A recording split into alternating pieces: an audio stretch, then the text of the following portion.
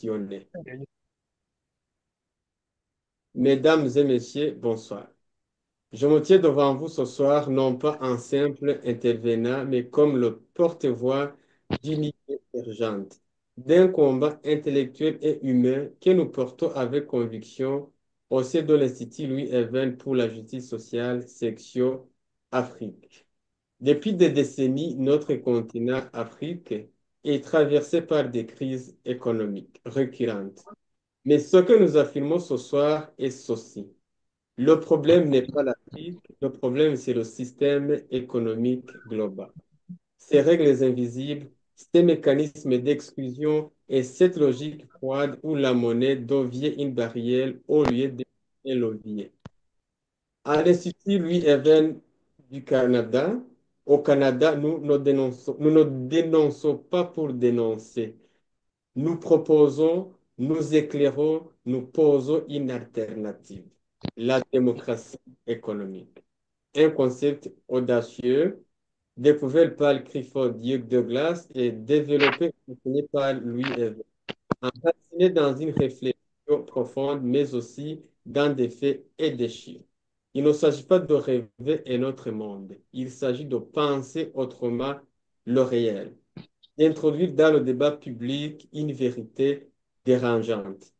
Tant que le contrôle de la création monétaire reste entre les mains d'intérêts privés, la démocratie politique et la démocratie économique demeurent incomplètes.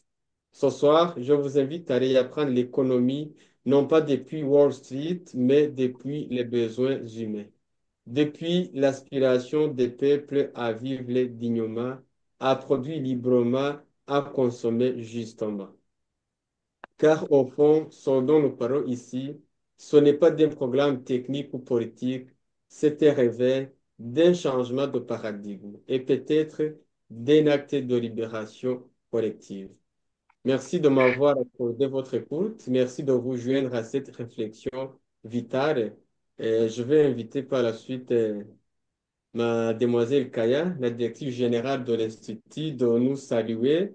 Elle sera suivie par Alain Pilote, notre formateur par excellence, ainsi que le rédacteur en chef de notre journal. Et ensuite, on va suivre la présentation de Raymond Ourin, qui est un étudiant à l'université en Côte d'Ivoire, qui est en train de faire des travaux robustes sur la démocratie économique. Merci beaucoup.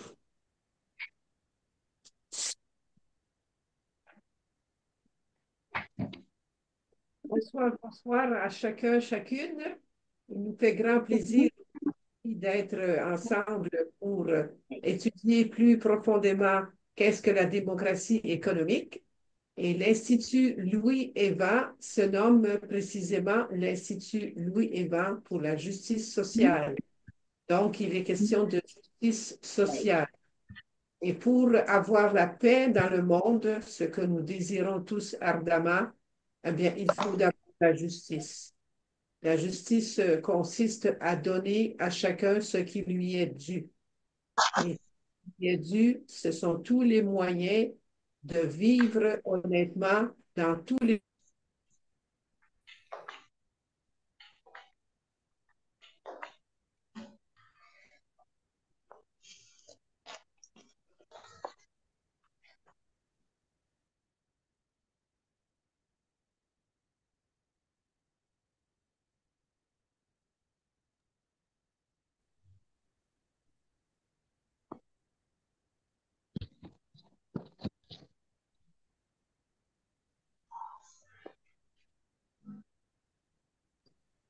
Votre micro est fermé apparemment.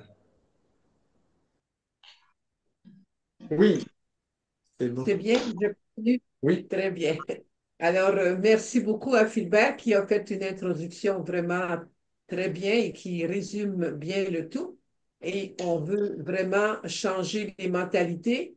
Et dans ce but, il faut commencer par connaître un peu, du moins, comment fonctionne le système actuel, où sont ses défauts, où sont ses défauts pour pouvoir apporter le bon correctif. Il faut vraiment changer les mentalités et savoir que le problème, comme M. Philbert vient de vous le dire, il réside dans le système bancaire. Alors, tous et chacun de vous, vous êtes des moteurs pour faire connaître autour de vous et répandre cette idée qui va apporter au monde beaucoup d'espérance et la liberté que chacun a besoin pour vivre selon la volonté de Dieu.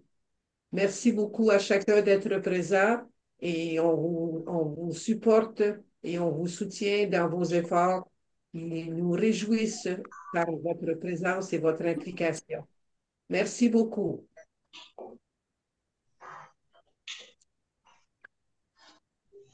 Merci, mademoiselle Kaya, la directrice générale. Nous sommes très chanceux d'avoir avec nous monsieur Alain Pilote. Je dirais que c'est le formateur en chef, c'est lui qui rédige quasiment qui rédige tous nos revues, c'est lui qui travaille beaucoup pour que l'héritage de Louis Hervé de Glace puisse rester éternellement le plus longtemps possible. Donc, un grand merci à lui. Ceux qui le veulent peuvent activer les caméras. Aussi, c'est qu'après, il y aura les questions. Donc, veuillez prendre les questions que vous avez, que ce soit pour moi, pour les directeurs. C'est ça, sans trop tarder, Alain Pilote, il va vraiment nous parler en général, c'est quoi la démocratie économique. Et puis après, ça sera le tour de Monsieur Raymond. Merci, merci. Allez. Merci, Monsieur Philbert. Bon, pour ceux qui ne sont pas familiers, on parle de démocratie économique. C'est une conception de l'économie qui a été conçue par l'ingénieur écossais Clifford Duke Douglas dans les années 1918 à peu près. Et puis là, ça a été repris par M. Louis Evin au Canada depuis 1939. C'est une œuvre d'éducation qu'on fait. On veut changer les mentalités parce que, bon, ça doit être appliqué par les dirigeants, les gouvernements, mais ils ont besoin de l'appui de la population. Autrement, ce sont toujours les puissances financières qui auront le dernier mot.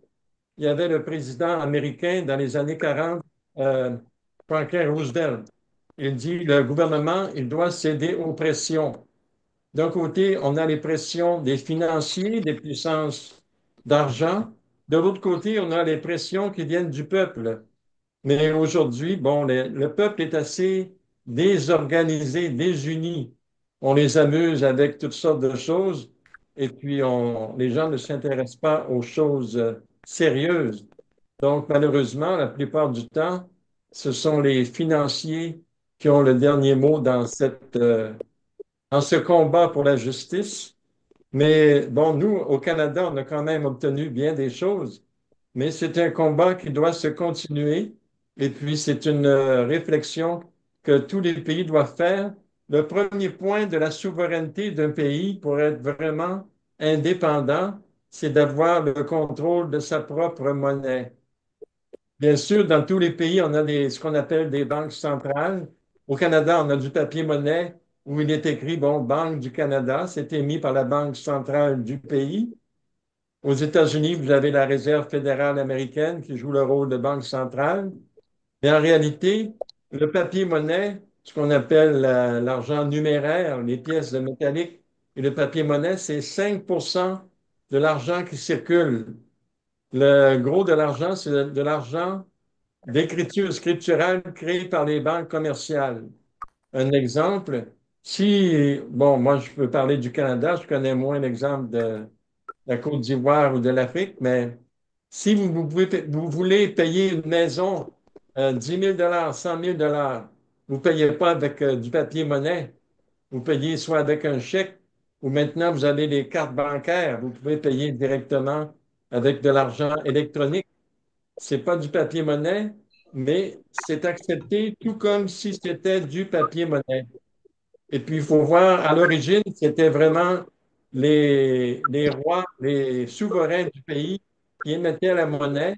Et puis, depuis les années, bon, depuis le Moyen Âge, il y a eu une substitution. Ce sont les banques commerciales qui se sont accaparées ce pouvoir d'émettre un substitut à l'argent. Par exemple, les banques ici au Canada, ils peuvent prêter jusqu'à 100 fois les dépôts. Si quelqu'un va à la banque, euh, il va, disons, déposer 10 dollars, ben la banque, elle peut prêter 100 fois le 10 dollars parce que seulement un sur 100 qui va réclamer de l'argent en papier-monnaie. Le reste vont simplement échanger des chiffres dans leur compte de banque. Ce n'est pas du papier-monnaie qui circule, ce sont simplement des chiffres. Et puis, si c'était simplement ça, bon, il faut un organisme pour émettre l'argent pour le pays, c'est bien certain. Mais le problème, c'est l'intérêt qu'on charge sur les prêts. Ça crée des dettes impayables. On vous prête, disons, 10 dollars et puis, bon, on vous réclame 11 dollars. En remboursement, on veut un dollar de plus pour l'intérêt. Puis les intérêts, ça peut varier, ça peut être 10, 15, 20 d'avantage. Donc, c'est une impossibilité mathématique. Aucun pays ne peut rembourser sa dette au complet, pas même les États-Unis d'Amérique. On dit que c'est le pays le plus riche au monde, mais paradoxalement, c'est le pays le plus endetté. Donc, comment peut-on être riche et endetté en même temps? C'est contradictoire. Euh, si on prenait tout l'argent qui existe aux États-Unis, en papier-monnaie, même l'argent caché sous les matelas, les épargnants, ce que vous voulez, ça ne payerait même pas un millième de la dette existante. Donc, ça, c'est un problème. Mais nous, notre objectif, c'est d'assurer la sécurité économique pour chaque individu. Parce que l'abondance existe dans les pays. D'aller dans les grandes surfaces, les magasins, il ne manque d'aucun produit, mais c'est le pouvoir d'achat, l'argent dans les mains du public, des consommateurs, qui n'est pas suffisant. Douglas s'appelait le problème, il dit A ne peut pas acheter A plus B. A, ce sont les salaires distribués aux individus, ceux qui sont employés dans la production. Et puis A plus B, c'est le coût des produits. Disons, je prends une paire de chaussures ou de baskets, peu importe. Disons que le salaire que je verse à mes employés, c'est 20 dollars pour chaque paire de chaussures. Mais moi, en tant que producteur propriétaire de l'usine pour qui produit les chaussures, j'ai d'autres coûts de production. J'ai le matériel pour la chaussure, le caoutchouc, le métal. Je dois payer la machinerie. Je dois rembourser mes prêts à la banque. Donc, le salaire, c'est seulement une partie de mes coûts. Douglas s'est dit, les salaires, ce sont, on appelle ça les paiements A versés aux employés et les autres coûts, mes autres dépenses en tant que producteur, ça s'appelle B, les dépenses B. Disons que 20 dollars versés en salaire et puis peut-être 10 dollars versés en d'autres coûts. Donc, le coût total de ma chaussure, il sera au minimum de A plus B pour couvrir toutes mes dépenses. Pour rester en affaires, le prix de vente de ma chaussure, il doit couvrir toutes mes dépenses. Le salaire versé à mes employés, c'est une partie de mes dépenses. Et puis les autres paiements, ça fait partie aussi de mes coûts de production. Donc là, on avait 20 dollars de salaire plus 10 d'autres coûts. Donc le 20 dollars, le prix de vente de la chaussure, ce sera au minimum de 30 dollars. Donc le 20 dollars en salaire ne peut pas acheter les 30 dollars de chaussures. Donc il y a un déséquilibre. Puis si le système fonctionne malgré tout, les gens parviennent quand même à acheter, ils doivent prendre d'autres moyens pour se procurer l'argent qui manque. Soit on va acheter par paiement, on va s'endetter. Il y a un slogan des magasins, on dit acheter maintenant, payer plus tard, en plusieurs versements. Mais en réalité, on se trouve à payer plusieurs fois le prix. Et puis aussi que les gens vont s'endetter, surtout au Canada. On dit en moyenne, une famille au Canada, elle est endettée pour 170 de son revenu. Ça paraît bien, les gens ont tous une automobile, tous une maison, mais ils sont tous endettés. Et puis ils vivent au jour le jour. Enlever juste une semaine de salaire qui leur manque, ben là, vont faire défaut sur leur paiement, ils vont perdre leur automobile, ils vont perdre leur maison. Donc, c'est vraiment pas sécuritaire. Les gens vivent un peu même aussi au Canada, les gens vivent dans l'insécurité parce qu'ils ne savent pas s'ils vont conserver leur emploi ou non. Donc, Nous, on dit, Douglas parle, le premier point, on parle de trois principes dans cette démocratie économique. Le premier point, c'est l'argent doit être émis par la société et non par des compagnies privées, les banques commerciales. Les banques pourraient continuer d'exister, mais la création d'argent appartient à la nation même, la société. Donc, l'argent serait émis selon la production et puis il retourne à la banque quand le produit est consommé, vendu au magasin. C'est une technique. On vous invite, il y a un petit livre qu'on a fait sur la démocratie économique, ça explique un peu en détail. C'est difficile en quelques minutes de tout vous résumer le tout, mais là, on parle de trois points. Le premier point, c'est l'argent fait par la société, un organisme indépendant, mais qui le fait selon les statistiques de la production et de la consommation. Il y a un deuxième point, on parle d'un dividende ou un revenu de base versé à chaque individu du seul fait qu'on est co-héritier des richesses naturelles du pays. On dit l'eau, l'air qu'on respire, bon, les richesses naturelles, les métaux précieux dans le sol, c'est un don de Dieu à toute la population. Ça appartient pas seulement à quelques individus. Et puis, on n'a fait aucun effort pour l'obtenir. C'est déjà là, ça existe. Et puis, c'est, bon, on dit un héritage basé sur les richesses naturelles et sur le progrès, l'héritage des inventions des générations précédentes. La personne qui a inventé la roue, elle est décédée, ça fait bien longtemps, des milliers, bon, des centaines d'années au moins. Et puis après, il y a eu différentes inventions qui se sont ajoutées. Il y a eu le moteur, il y a eu l'électricité. Donc maintenant, on a beaucoup plus de progrès. C'est des choses qu'on a héritées de nos ancêtres. Douglas dit 90% de la production est due non pas au travail manuel des travailleurs, des salariés, mais c'est dû à cet héritage culturel des richesses naturelles et du progrès. Donc, c'est pour ça qu'on dit que chaque citoyen aurait droit à ce revenu de base. Ceux qui ont l'opportunité, la chance d'avoir un emploi, de travailler, bien sûr, ils continueraient d'obtenir, recevoir leur salaire, mais au moins de cette façon, on garantirait la sécurité à chaque individu. On parle d'une démocratie. La démocratie, on dit les gens ont le droit de vote. Mais si on compare l'argent à un bulletin de vote, si vous allez au magasin avec votre argent, vous vous trouvez à voter en achetant des choses. Vous votez pour les produits que vous désirez. Celui qui n'a pas d'argent du tout, bien, il ne peut pas voter pour aucun produit. Il y a pas d'argent. Donc, ça permet au public consommateur de déterminer ce qui sera produit ou non. Ce qui correspond aux besoins des gens, c'est ce qu'ils vont acheter. Ce qui ne correspond pas à des besoins, bien, les producteurs vont arrêter d'en produire. Douglas, il y avait une phrase pour désigner le système. Il dit, c'est une aristocratie de producteurs au service d'une démocratie de consommateurs. Ce sont les gens en fin de ligne qui ont le dernier mot. C'est eux qui vont décider qu'est-ce qui se produit ou non selon ce qu'ils achètent ou non. Et puis, il y a un troisième point, principe. On parle d'un escompte compensé. C'est un mécanisme pour empêcher l'inflation des prix. Parce que les marchands, sachant que les gens reçoivent comme ça un dividende, une somme d'argent, ils pourraient avoir tendance à augmenter le prix de vente de leurs produits, profiter du fait que les gens ont plus d'argent. Mais là, c'est une technique pour abaisser les prix au niveau de ce que les consommateurs ont.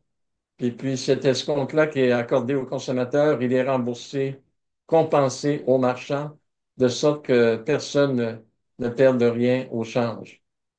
Euh, donc, c'est une nouvelle conception de l'économie, mais ça vaut vraiment la peine de l'étudier parce que nous, on a confiance que, on dit, la force des financiers, c'est l'ignorance du peuple. En éduquant la population, les gens vont voir que c'est possible de changer les choses. Il suffit de se mettre tous ensemble. Et puis, dans nos publications, on donne des exemples dans le passé de chefs d'État honnêtes. Il y a beaucoup de chefs de nation qui ont voulu changer le système. Il y en a qui se sont fait assassiner à cause de ça. Mais ils ont tous dit, on a besoin de l'appui de la population pour renverser cet état de choses de sorte que les financiers ne nous contrôlent pas. Et on a en Afrique, bon, il y a beaucoup de chefs d'État. Il y a eu Thomas Sankara, entre autres. Aux États-Unis, il y a eu Abraham Lincoln qui a fait son argent pour financer la guerre d'indépendance. Et puis, il a été assassiné aussi après. Il y a eu le président Kennedy. Bon, il y a bien des exemples, mais c'est, c'est réalisable, c'est faisable. C'est peut-être un travail de longue haleine, mais ça vaut vraiment la peine. Nous, on croit que c'est vraiment la seule solution qui peut permettre au peuple de s'épanouir. Parce qu'il y a des richesses dans tous les pays, mais les gens sont pauvres. Euh, Même ici au Canada, on a des sans-abri. Puis aux États-Unis, la sécurité sociale, c'est encore moins bon qu'au Canada. Ici, grâce au mouvement de Verts de main, il y a de bonnes lois sociales quand même au Canada. Il n'y a personne qui est laissé dans la rue à mourir de faim. Mais aux États-Unis, vous voyez des sans-abri. C'est des centaines de milliers dans les rues de New York, Los Angeles. Et puis, c'est triste à voir. Donc, on essaie quand même d'améliorer la condition de tous les gens. Moi, ça fait une quarantaine d'années au-delà que je suis impliqué dans ce mouvement. Et puis, ça me remplit toujours d'enthousiasme parce que je vois que c'est quelque chose de vraiment important et nécessaire pour toute la population, pas seulement du Canada ou de Côte d'Ivoire, mais dans tous les pays du monde. Bon, c'est bon. Bon, merci Alain pour ces beaux enseignements. Je pense, ce n'est que le début, on va approfondir tous les sujets. C'est même moi, quand je commençais à étudier la démocratie économique, c'était comme un peu mystère. Mais là, au fur et à mesure que je la comprends, je l'analyse, ça devient beaucoup plus réaliste et je vois que ça peut vraiment changer des vies. Je sais pas si Monsieur Raymond, il est là pour nous, pour sa présentation immédiatement. Tu peux m'aider à mettre la page Monsieur déjà Raymond? dessus.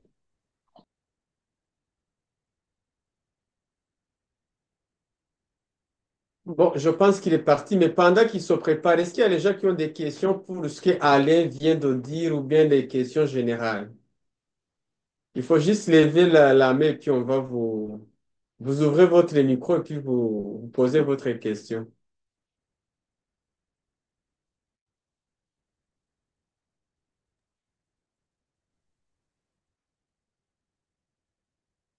Oui, Priscilla, vous pouvez poser votre question. Alors, déjà, concernant Alain a parlé d'un point qui est la production des États. Vous avez parlé des produits qui, par exemple, au Canada, ne peuvent pas servir et qui seront éliminés pour favoriser la production de ce qui peut servir à la consommation de la population. Mais j'allais justement faire une petite anecdote sur la politique de libre-échange. Vous avez dit que euh, le Canada peut avoir besoin de certaines ressources que les États-Unis ont et vice-versa. Si les pays avaient justement cette politique de libre-échange, si par exemple le pays X produisait des biens, plusieurs biens, qui leur servent à eux, à leur population, et d'autres qui ne servent pas forcément à leur population, mais qui pourraient servir à une autre population dans le pays. Est-ce que cette politique pour emmener juste la démocratie, si je peux dire comme ça, parce que ça, euh, les productions de plusieurs pays aideront justement à alimenter la population d'autres pays et vice-versa. Est-ce que vous pensez que cette politique-là peut être prise dans le sens d'une démocratie globale? Oui, dans le cas du libre-échange, l'idéal, c'est que chaque pays soit autosuffisant le plus possible. Mais il peut arriver des cas où le pays produit plus de choses que la population du pays a besoin. On peut avoir des surplus, au Canada, on peut avoir des surplus de blé ou d'aluminium ou autre chose. Là, il y a le jeu, vous suivez l'actualité, il y a le président Trump qui a mis des tarifs, il veut bloquer l'accès des autres pays à que ce soit plus difficile au Canada de vendre nos produits aux Américains, mais ça crée des problèmes. Comme en Afrique même, on connaît plusieurs endroits, même sur le marché, l'alimentation, les produits, les fruits et les légumes, parfois c'est moins cher d'acheter en Afrique les produits qui parviennent d'Europe que d'acheter des produits qui ont été faits même localement. Ça, c'est le jeu. Il y a des subventions, des octrois qui sont faits aux fermiers, aux agriculteurs européens fait en sorte que c'est moins cher en Afrique d'acheter des choses qui viennent d'Europe de milliers de kilomètres que d'acheter des choses qui sont faites sur place. Ça, c'est pas, je dirais que c'est pas honnête parce que ça détruit l'économie locale. Euh, on veut conquérir des marchés étrangers, mais au prix de détruire les économies locales. Donc, avec la démocratie économique, on aurait un peu plus d'équilibre. Les pays pourraient au moins protéger leur propre production sans être envahis par d'autres produits. On fait seulement échanger nos surplus et puis les autres pays aussi peuvent échanger leurs surplus, mais sans chercher à nuire aux au commerce intérieur des pays. Si je me permets d'ajouter un petit commentaire sur ce que Alain vient de dire, je vois que M. Raymond, il est là. Le libre-échange, c'est un couteau à deux tranches. Comme il l'a dit, admettons, au Canada, puis aux États-Unis. Les États-Unis, ils peuvent produire 1000 fois que le Canada. Puis s'ils se mettent à tout déverser au Canada, ben, l'économie locale canadienne va se noyer et puis les agriculteurs locaux, ils vont disparaître. C'est comme le cas maintenant, c'est ça, ça fait partie des Mhm. problèmes qu'on a avec les États-Unis. Donc, le but, c'est qu'on produit pour satisfaire les biens de la population, non pas produire pour exporter, pour vendre. Si on produit plus pour Mhm. le marché, et, tu sais, c'est là qu'il y aura des dumping des prix, il y aura toutes sortes de problèmes qu'on connaît dans le système actuel. Donc, sans trop Mhm. tarder, on va garder les autres questions à la fin. Monsieur Raymond, on vous accueille chaleureusement et puis on a hâte de vous écouter. Merci beaucoup. Tu pourras coordonner avec Achille pour qu'il puisse partager tes points. Merci beaucoup, Raymond. Juste une petite D'accord. présentation au début pour que on apprenne plus davantage sur vous. D'accord. Bonsoir, monsieur Alain Pilote. Bonsoir, monsieur Philibert. Et bonsoir à toute l'assistance. Je suis ravi de faire partie voilà, de ce webinaire. Donc, et je remercie chacun de vous pour la présentation, mademoiselle Kaya. Bon, je ne sais pas si j'ai bien gardé le nom. Voilà, en tout cas, merci pour la présentation. Et puis, monsieur Alain, qui a bien présenté déjà, résumé l'essentiel de la conférence. Je ne sais plus ce que je vais dire, sinon que de résumer en bref, voilà, l'histoire qui présente si bien le système financier, comment l'argent est créé, voilà. Et puis, normalement, le système qui devait exister pour que vraiment il y ait de la justice sociale, pour qu'on puisse parler de la justice sociale et pour qu'on puisse dire effectivement que chaque citoyen a le minimum qu'il faut pour vivre décemment.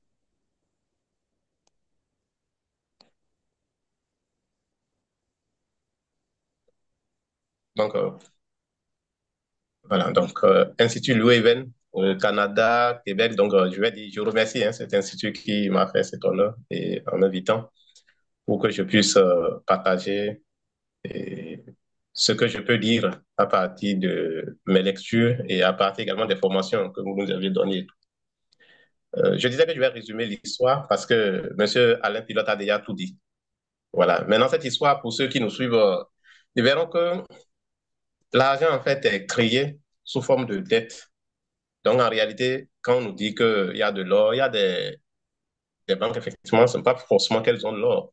Et nous le verrons avec ce banquier qui va venir dans cette île et qui va créer de l'argent. Mais en réalité, il n'avait même pas l'or. Donc, pour commencer l'histoire, je voulais définir la démocratie économique. J'ai vu que M. Alain a déjà défini. Donc, je vais laisser cette partie. On va aller droit au but au niveau de l'île des naufragés. Ok. Monsieur Achille, vous pouvez, au niveau du PowerPoint.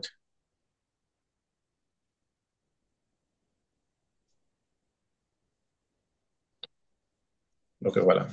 Donc, la fable qui fait comprendre le mystère de l'argent. L'argent, c'est un mystère et chacun en veut parce qu'il le faut pour pouvoir subvenir à nos besoins. Donc, l'île des naufragés, c'est l'un des premiers écrits hein, que le fondateur Louis Even voilà, a rédigé. Et c'est l'un des écrits les plus populaires en matière de création d'argent qui explique clairement voilà, comment l'argent est créé.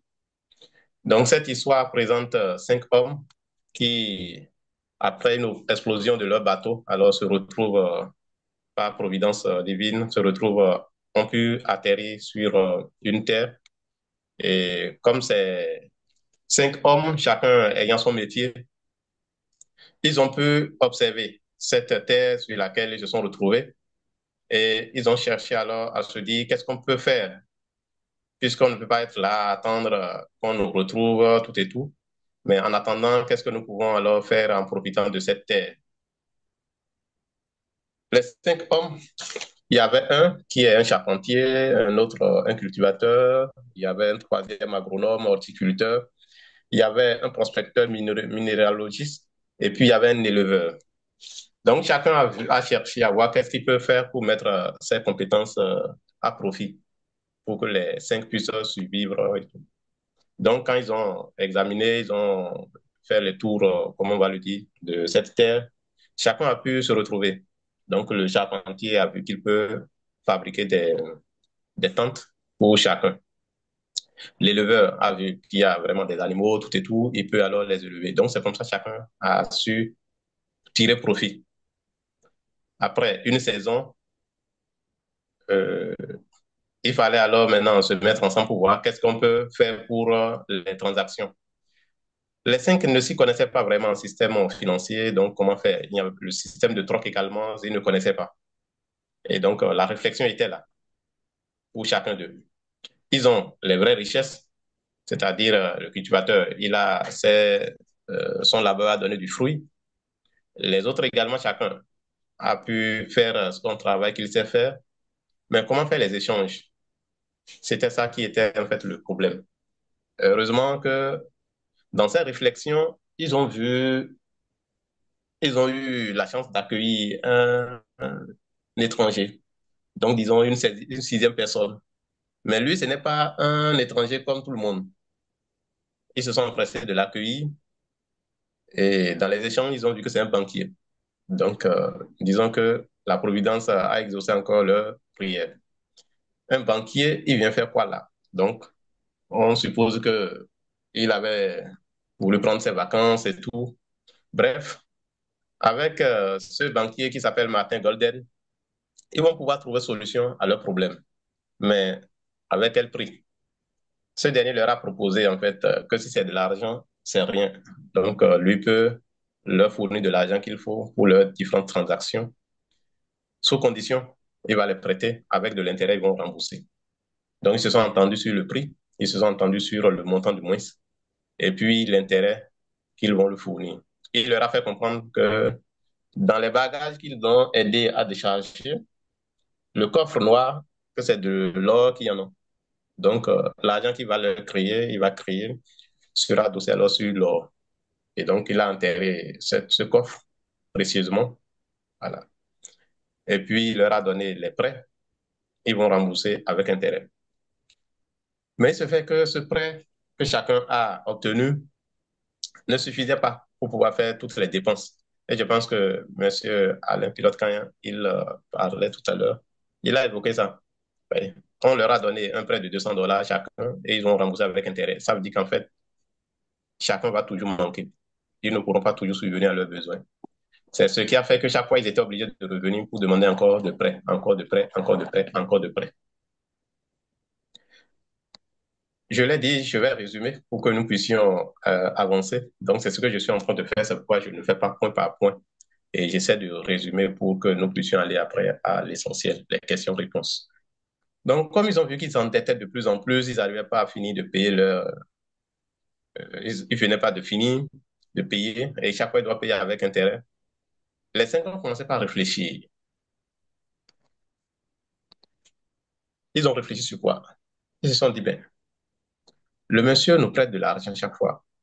C'est comme s'il y a 200 $ en circulation, mais on doit rembourser peut-être 260. Les 60 doivent venir d'où?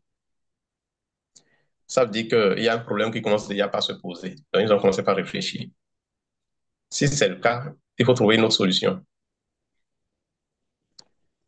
Le prospecteur, donc, il est inquiet et lui, pour les autres, disons que le travail de leur travail a donné du fruit, mais le prospecteur, lui, ça ne pouvait pas donner du fruit tout de suite. Pour ceux qui s'y connaissent, quand on fait de l'investissement au niveau des mines et autres, ce n'est pas tout de suite. C'est généralement à long terme. C'est généralement à long terme. Donc, pour lui, ça n'avait pas vite donné. Et donc, ça veut dire que chaque fois, il va s'endetter pour acheter sur les autres et se nourrir. Ce qui a fait qu'il a commencé aussi davantage à réfléchir. Il est de plus en plus inquiet. Le banquier, lui, se faisait fortune autour de cette île, donc sur le dos de ceux qui produisent la vraie richesse. Donc, le cultivateur, l'agronome et tous les autres. Finalement, ils ont demandé, on s'endette de plus en plus, on n'arrive pas à rembourser. Est-ce que toi, banquier, tu peux nous aider en nous remettant nos dettes? Donc, ça nous rappelle, hein, en Afrique, récemment, la banque, disons après Covid, hein, je pense bien, si j'ai un bon souvenir, où le FMI devrait remettre la dette de certains pays africains. Et donc, il y a des pays qui étaient pour, il y a des pays qui étaient contre. Effectivement, il y a toujours des conditions. Un banquier ne remet jamais les dettes gratuitement. Et c'est ce que le monsieur leur a dit, qu'il ne peut pas remettre les dettes, donc il ne peut pas annuler tout ça. Par contre, il peut leur en donner encore s'ils en ont besoin. Il n'y a pas de problème. Effectivement, les banquiers se réjouissent toujours quand on s'endette. Plus ils s'endettent, vous êtes son ami. Et c'est ce qu'il leur a dit, que ce n'est pas possible de remettre leurs dettes. Par contre, il peut leur en donner encore.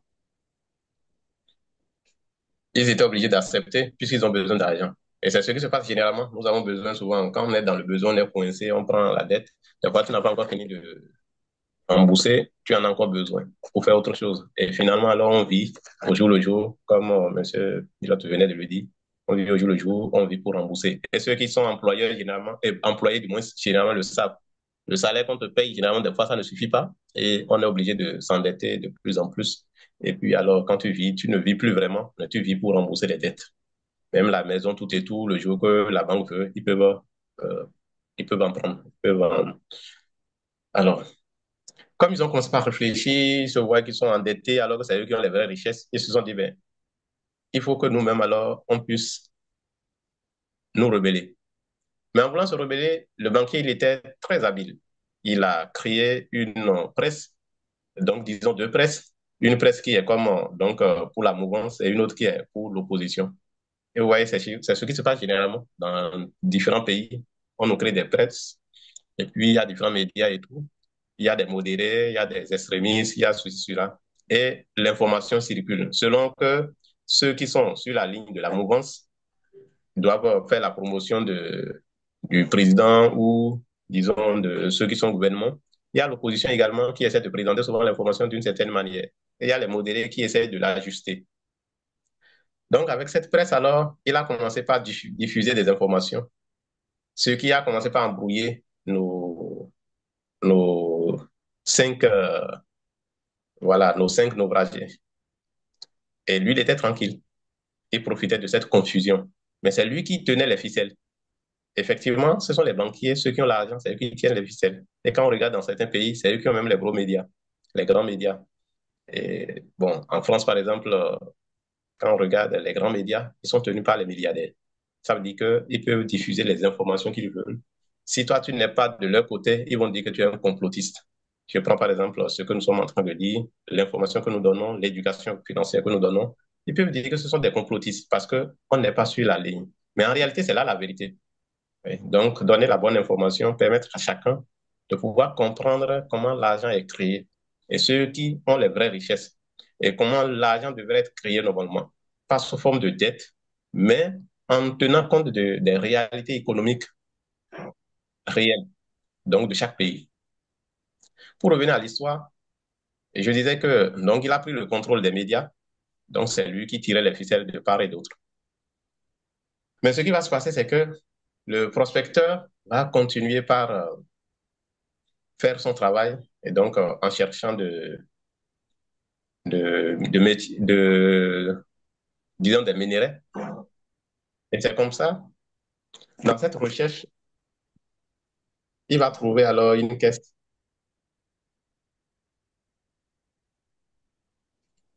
Quand il trouve une caisse, il va décider de l'ouvrir. Il ouvre et il trouve voilà, un linge avec un livre-album. Et le livre-album, alors, c'était ce que nous sommes en train de faire, je vais dire, vers demain. Vers demain, c'est quoi? Donc, c'est ce que nous faisons. Et vers demain, la première année de vers demain, c'est ce qu'il découvre, donc le magazine. Et quand il a pris le magazine, l'histoire que je suis en train de vous raconter, c'est en quelque sorte ça. C'est-à-dire, il lit, il découvre en fait que l'argent, c'est une simple comptabilité. C'est une question de passer des écritures. Il a pris le soin de bien lire et il a compris comment l'argent est créé, comment le gars le manipule. Il a appelé ses autres amis, il leur a expliqué. Si vous permettez, je vais vous lire rapidement cela, comment il a expliqué cela. Et quand ils ont compris, ils ont vu en fait que le banquier était en train de les gruger. Et donc, ils ont compris le génie, ce qu'il faisait, et ils sont allés le voir. Donc, je disais que je peux lire rapidement, mais quand je regarde le temps, je vois que ce n'est pas évident. Ce n'est pas évident. Mais il leur a dit quoi? On voulait chacun 200 dollars pour commencer. Donc, comme un accord, décidons d'écrire 200 dollars. Donc, c'est comme ça qu'il a commencé à passer les écritures. Et il a montré comment un a acheté les produits de l'autre et comment l'autre aussi a acheté les produits de l'autre. Mais chaque fois, il voyait que si on a 200 dollars, si on doit rembourser le monsieur, il y aura toujours quelques forcements qu'il va devoir. Puisqu'en circulation, on n'a que 200 dollars. Donc, c'est comme ça qu'ils ont compris qu'en réalité, ils ne pourront jamais finir de rembourser ce qu'ils doivent au monsieur le banquier. Ils ont décidé alors d'aller le voir. Monsieur Achille, si je dépasse le temps, il faut me signaler. Ouais, tu peux aller au bout de ta préparation, mais très rapidement. La prochaine fois, on va essayer de mieux ajuster le temps. Mais c'est le début, je pense que on a encore des choses à voir dans les jours, les mois, les années à venir pour être déco. D'accord. Donc, je vous laisse aller au bout D'accord. de votre présentation. Merci. OK, d'accord. D'accord. Merci beaucoup. Donc, ils ont décidé d'aller le voir et lui ont expliqué en fait qu'il les a endettés et exploités et que cela n'était pas nécessaire. Donc, c'est comme ça, ils l'ont expliqué eux-mêmes en fait et l'île des naufragés, donc le système du crédit social. Et ils ont vu en fait que le monsieur les a vraiment utilisés. Avec en fait, en découvrant que ce qu'il disait que c'est de l'or, ce n'est pas de l'or. C'était un fameux baril. Donc, bon, que lui a nommé que c'est de l'or, mais en réalité que ce n'était pas de l'or. Donc, ça veut dire que l'argent était créé à partir de rien même en fait. Il n'était adossé pas sur de l'or réel. Mais il les avait mystifié cela. Et c'est ce qui se passe également. Quand on prend la finance, ou bien même on dit la finance internationale, ouais, c'est des titres, des noms qui font généralement peur et tout est mystifié. Quand on parle des investissements boursiers et tout, tout est mystifié au point où tout le monde n'arrive pas à comprendre. Mais lorsque tout le monde aura l'éducation, l'information qu'il faut, l'information que Bête demain diffuse, peut-être que ce jour-là, il y aura de ce changement que nous espérons tous. Parce que quand ils ont découvert en réalité que il avait mystifié toute cette création d'argent et qu'ils lui ont fait comprendre, lui-même, il a vu que les cinq gars ont compris ça a du prix. Et c'est comme ça, alors, ils ont décidé alors maintenant de repartir dans leur pays pour pouvoir répandre cette bonne nouvelle et pouvoir partager cette information pour que leurs concitoyens puissent également bénéficier de cette éducation financière et que règne désormais alors la justice sociale.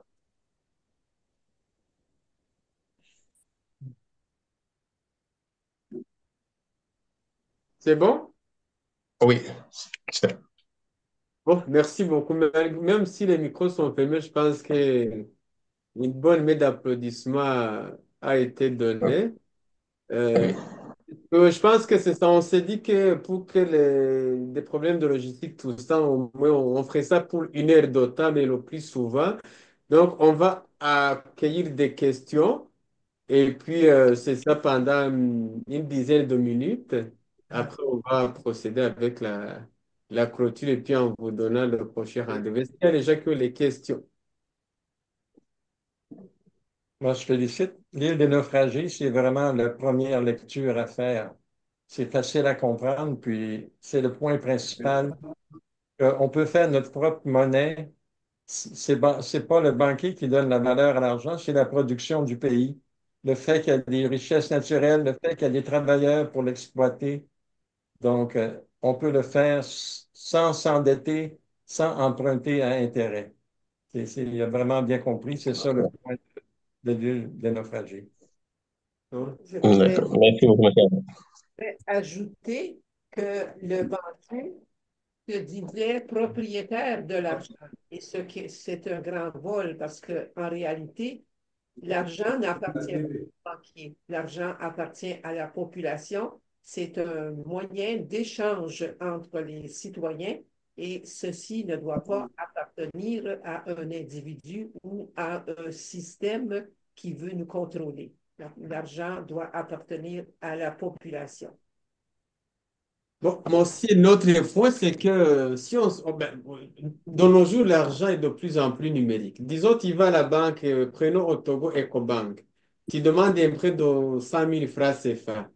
Ils vont écrire ça dans ton compte et puis tu vas te balader avec la carte, les chiffres vont se transférer d'un compte à l'autre. Mais en réalité, on n'a pas créé les 100 000 francs CFA et puis on ne les a pas mis dans ton compte pour montrer que l'une des façons de créer l'argent, c'est l'endettement. Quand on t'endette, on vient de créer l'argent. Et quand tu rembourses, on vient de tuer l'argent, on vient d'enlever l'argent de la circulation. Y a-t-il des gens qui ont des autres questions?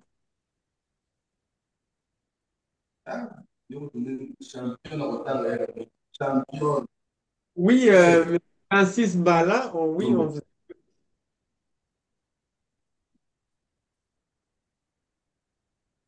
Oui, vous m'entendez là? on vous entend. Oui, j'ai bien suivi, bien que bon, c'est pas si facile de tout comprendre à l'instant. Mais sur les grandes lignes, je voulais poser une question. Où Oui. est ou quelle est la part de la planète dans l'économie, dans la démocratie économique? Parce qu'aujourd'hui, l'urgence, c'est le chauffement climatique. L'urgence pour tous, pour les minéraux, pour les végétaux, pour les animaux, pour les humains, mais même le suprahumain, l'urgence, c'est le réchauffement climatique. Quelle est la place de la lutte contre le réchauffement climatique dans la démocratie économique? Parce que, vous voyez, aujourd'hui, quand nous parlons de démocratie, il y a une déviation. Ma crainte est que la déviation soit aussi dans le concept que vous voulez définir. Quand on voit démocratie aujourd'hui, on voit plus les droits, plus que le devoir. La suprématie des droits sur le devoir. Ça, c'est une erreur grave que l'on doit corriger en réalité avec les innovations que nous apportons. Le monde, s'il veut vivre durablement, il doit être basé sur la logique du devoir pour recevoir le droit. Alors, je crains que la démocratie économique aussi aille dans ce sens-là, de réclamer seulement le droit en tant qu'humain, mais on oublie le droit des autres, le droit de la planète. Voilà donc ma question. Merci. Vous avez raison, il faut se soucier de l'environnement, de la protection de la planète. On a écrit récemment un article dans notre revue basé sur l'encyclique Laudato Si du pape François sur la gestion de la maison commune, de la planète Terre. Le système actuel fait en sorte que ça l'encourage la pollution, la destruction de l'environnement. On va produire des choses pour qu'elles durent le moins longtemps possible. Il y a un terme technique, on appelle ça l'obsolescence planifiée. Les objets vont briser plus rapidement que nécessaire pour nous obliger à acheter de nouvelles choses. Même, il y a l'obsolescence, on dit psychologique. Les gens achètent un nouveau iPhone, iPad. L'ancien modèle fonctionne encore, mais la publicité vous encourage à acheter le tout dernier modèle. Et puis, vous avez des tonnes d'ordinateurs qui sont, on voit ça dans les décharges, puis ça fait de une pollution. Puis, il y a des usines on sait qu'elles polluent, mais le gouvernement va dire, il faut conserver les emplois si on veut purifier l'air ou installer des systèmes pour empêcher la pollution. Ça va détruire des emplois. Donc, c'est l'argent qui passe avant la santé des gens. Ça, c'est pas normal. Et puis, il y a beaucoup d'incitatifs à la pollution. Si on avait un bon système financier, les gens pourraient avoir des choses de qualité qui durent plus longtemps et puis, on n'aurait pas tout le gaspillage et puis la destruction de la planète. Mais vous avez raison, nous, on dit l'argent, ça doit être un symbole, c'est pas la réalité. La réalité, c'est justement aussi de protéger l'environnement, protéger la santé des gens, s'assurer que nos enfants, nos petits-enfants vont avoir des ressources, de l'air pur à respirer, de l'eau à boire, etc. Donc, c'est vraiment important. Bon, peut-être que le terme démocratie, ça laisse entendre qu'on néglige cet aspect, mais on dit l'argent au service de la personne humaine et puis les systèmes économiques, y compris bon, les systèmes de production au service de la personne, et puis en même temps, il faut protéger l'environnement. Il y avait un Amérindien, bon, les premiers habitants du continent américain, on les appelle les Indiens parce que Christophe Colomb s'imaginait d'être arrivé en Inde quand il est arrivé en Amérique. Donc, il dit, les habitants ici, ce sont des Indiens, mais ils n'étaient pas en Inde, ils étaient sur le nouveau continent. Donc, on peut dire les Autochtones ou les Premières Nations. Donc, lui, eux, bon, il y avait une tribu, la tribu les Cris. Ils ont dit, quand l'homme blanc va détruire toute l'air, toute l'eau, tout l'arbre, il va s'apercevoir que l'argent ne se mange pas. Donc là, on détruit tout, on pollue tout pour faire de l'argent. Mais si on a l'argent, puis après on n'a plus de richesse naturelle, ben on va s'apercevoir que la vraie richesse, c'était pas l'argent, c'était justement les arbres et l'eau et puis la nature qu'on a détruit. Bon, merci. J'aimerais également ajouter que dans la démocratie économique, on propose de produire d'abord les biens nécessaires pour la subsistance de l'être humain.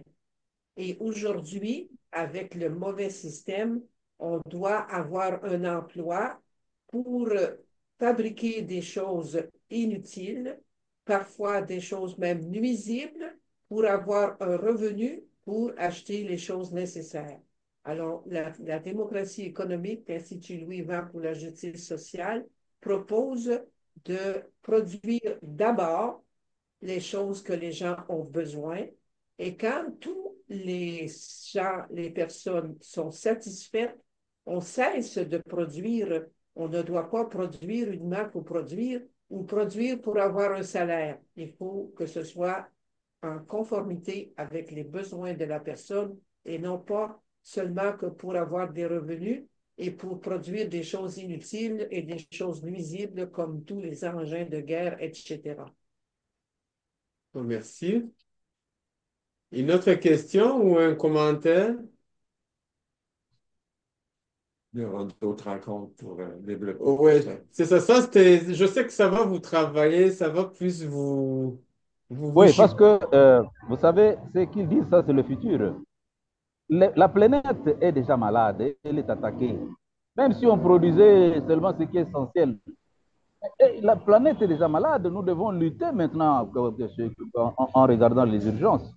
L'urgence de tout, c'est la planète. Parce que si elle brûlait, même les hommes que vous voulez protéger avec la démocratie économique, ils ne seront pas là.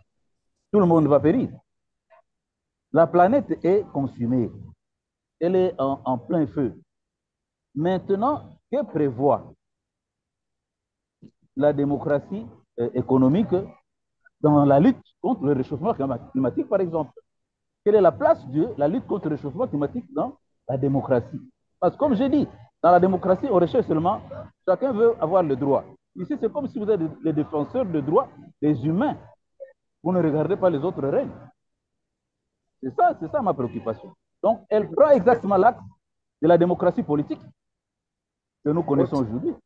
Est-ce que je peux ajouter à ce que les gens, en mettant à ce que les autres ont dit, déjà, c'est qu'en produisant les biens nécessaires qu'on a besoin, on vient de donner une grande contribution d'élimination de la pollution ou des GES. Juste un exemple. Il y a les gens maintenant qui roulent encore dans les voitures des années 1980, 1990. Imagine-toi, on sort les modèles de voitures à toutes les années. Donc, c'est qu'on on produit juste pour nous vendre et pour le... On est dans la surproduction qui nous amène à la surconsommation. Un exemple, et souvent j'écoute à la radio les gens qui se plaignent du gaspillage alimentaire. Des fois, les gens vont dans les épiceries, dans les supermarchés, comme on le dit en Afrique, ils achètent pour acheter. À la fin de la semaine, il va se ramasser avec les choses pourries, les choses pas bonnes, périmètres, tout ça. Et là, il va être obligé d'aller les jeter à la poubelle. Mais si on faisait les efforts d'acheter ce qu'on a besoin, si on a besoin d'un concombre, on achète un concombre au lieu de deux, on vient d'éliminer la destruction, les déchets d'un concombre qui va pourrir dans mon frigo et qui va aller détruire l'environnement. C'est je peux dans ce sens. On fabrique les téléphones à toutes les années. L'iPhone V25 versus celui de V24, il n'y a pas une grande différence. Puis, l'autre, il fonctionne encore. Donc, on vient de travailler. Imagine-toi les émissions de gaz à effet de serre qui sont émis pendant la production de tous les biens dont on n'a pas nécessairement besoin. C'est là où la démocratie économique vient conscientiser les gens d'abord à la sobriété, à consommer, à produire les choses dont on a besoin. Déjà, si tout le monde achetait ce qu'il avait besoin, là, je te dirais on éliminerait une grande partie, même je dirais un tiers des gaz à effet de serre qui sont émis dans toute la planète. Un exemple. Henry Ford, c'est lui qui a fondé la ligne de montage. On construit les automobiles à la chaîne. Il dit, c'est possible de construire une automobile qui dure toute la vie du consommateur. Une automobile qui a duré 50, 60 ans. On peut faire des tanks, des chars d'assaut qui résistent aux balles, qui résistent à la rouille.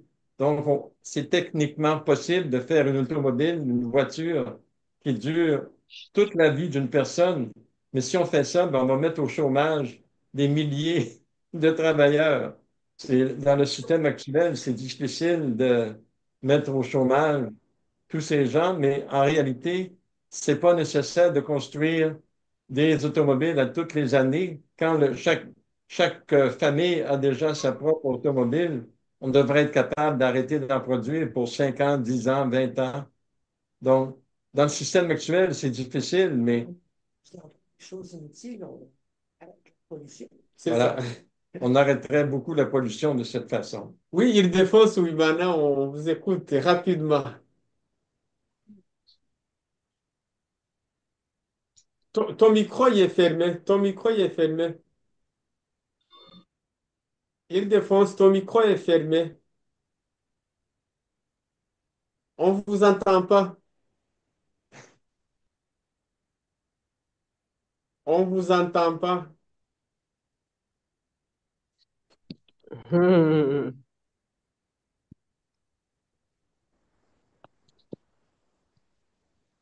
Bon. Pendant ce temps, est-ce que je vois quelqu'un, je pense que c'est impossible pour moi de ne pas lui demander de nous dire un petit mot dans une minute. Monsieur Larrey, très content de t'avoir parmi nous. Tu es un collaborateur de très très longue date et tu fais un travail remarquable, incroyable, infatigable. Donc, tu peux nous adresser un petit mot et puis merci d'être là.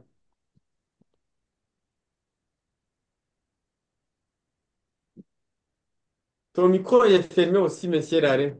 Oui, Bonsoir, bonsoir, Monsieur Alain Pilot, bonsoir la directrice générale, bonsoir Monsieur Flubert. Je suis très heureux de vous revoir et félicitations pour le travail que vous avez abattu. Et merci pour les enseignements prodigués aujourd'hui. Merci pour les réponses apportées aux inquiétudes des uns des autres. Je voudrais, pour ma part aussi, ajouter peut-être quelque chose à ce que vous avez dit, sinon les renchérir par rapport à la question de notre frère qui se demandait si la démocratie économique prenait en compte la question environnementale. Je lui dirais tout de suite que pour corriger le mal dont la Terre souffre, dont la planète souffre, il faut foncièrement et fondamentalement mettre en pratique les propositions financières de la démocratie économique. Sans l'application de la démocratie économique, la planète va continuer à se réchauffer. Et vous êtes là sans savoir que toutes les années, ou chaque année est l'année la plus chaude. Vous avez bien expliqué en montrant les usines, toute la production qui est faite pour maintenir les emplois, quitte à polluer, quitte à réchauffer l'environnement. Mais puisque ça doit maintenir les emplois, il faut forcément continuer à produire. Or, avec la démocratie économique, on produit l'essentiel. Donc, avec la démocratie économique, on va véritablement contribuer à régénérer la planète. Si vraiment vous êtes un très bon défenseur de la lutte contre le réchauffement climatique, il faut être un promoteur de la démocratie économique. Parce que c'est le chemin par lequel on peut restaurer la planète. Sans l'application de la démocratie économique, la Terre va continuer à se réchauffer et on ne pourra véritablement pas vivre. En tout cas, le bon Dieu saura jusqu'à où on ira. Mais ce qu'on sait, la production actuelle est à l'origine de tout ce que nous déplorons par rapport au changement climatique et au réchauffement de la planète. Et donc, il faut revoir cette méthode de produire. Et revoir cette méthode de produire suppose de revoir le système financier dans son ensemble, qui oblige à produire des choses non nécessaires, qui oblige à produire des choses pour qu'elles durent le moins le temps possible. Monsieur Alain Pilon l'a démontré avec toute la production qu'on fait pour des choses dont la durée de vie est très courte, alors qu'on peut fabriquer, par exemple, une voiture qui va durer toute la vie, une télévision qui va durer toute la vie, un téléphone qui va durer toute la vie humaine. Techniquement, c'est possible. Mais dans le système monétaire actuel, si vous mettez à fabriquer des choses comme ça, voilà, ça va faire entorse au fameux emploi. Donc, on préfère maintenir les emplois et détruire l'environnement. On préfère l'argent, donc, à l'environnement. Or, l'argent, c'est véritablement, ce n'est pas un élément. Ce qui est important, c'est l'environnement à préserver. Mais au nom de l'argent, on sacrifie l'environnement. Donc, la démocratie économique est la doctrine qui défend le mieux la lutte contre le réchauffement climatique. Voilà, donc c'est ce que j'avais à donner comme apport qui viennent un peu renchérir ce que vous avez donné comme élément de réponse. Merci une fois encore pour tout ce que vous faites. Merci. Voilà. Bon, merci, merci Jean Larrey. Monsieur, des fois, ton micro, il ne fonctionne pas. Non, on t'entend toujours pas. Bon, malheureusement, c'est pas possible. Pour la prochaine fois. C'est ça. Donc, on a dépassé 7 minutes. Merci encore tous et toutes pour votre présence. Merci à la directive générale, à la directeur adjoint, rédacteur en chef d'Over Domer. Merci à Raymond et Achille pour tout le travail qu'on a fait ensemble pour avoir cet événement. Merci vous tous qui vous êtes inscrits. Il y a ceux qui n'ont pas pu être là par décalage horaire et autres problèmes. Mais plus on avance, plus nous allons trouver le terrain commun pour faciliter aux gens. Et juste le dernier mot, c'est que on a des réseaux sociaux. Abonnez-vous, suivez-nous.